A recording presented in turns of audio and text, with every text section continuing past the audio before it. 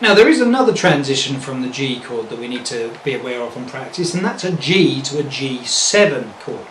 And basically you go from playing your chord with a triangle with your fingers pointing towards the body of the ukulele to a triangle facing the other way and the triangle pointing towards the head of the ukulele. Now the way I do this, what I actually do is I lead the change with my second finger. I'm going to move my second finger up to where my first finger is. It's just going to jump straight up and kick my first finger out of the way.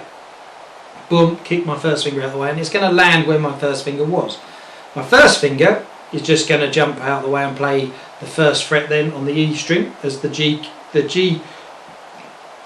the G7. So as the second finger kicks the first finger out of the way, and then the third finger just jumps over and across. I'll show you that again. So second finger moves up and kicks the first one out of the way. The first one jumps down and across to the first fret of the E string, and the third fret just little hops onto the bottom string second fret. G, kick that first finger out of the way with the second finger and jump the third finger across. G7. Show you once more. G, kick it out of the way, first finger across, and G7.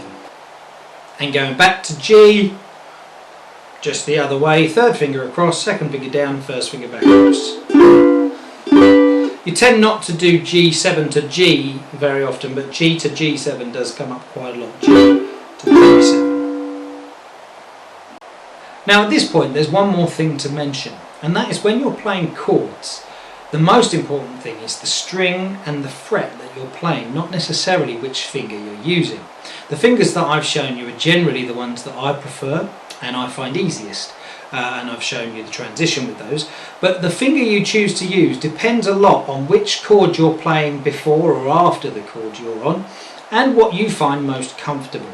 So it's important to keep working and trying things out, trying new things, and you'll start seeing chords with different finger patterns. For example, sometimes we might play an A minor with our first finger. If we're going from an A minor to a G, we might play A minor with our first finger, and we might just drop our first finger straight down and make the G chord. So first finger straight down onto the next string down and make our G chord.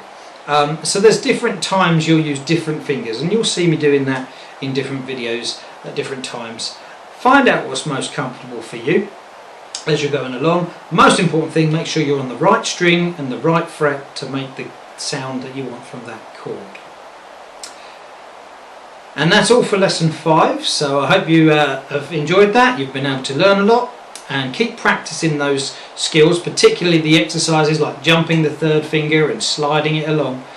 Keep practicing those things, and I'll see you again in lesson 6, which is our last lesson for our beginner ukulele course. So congratulations on getting this far.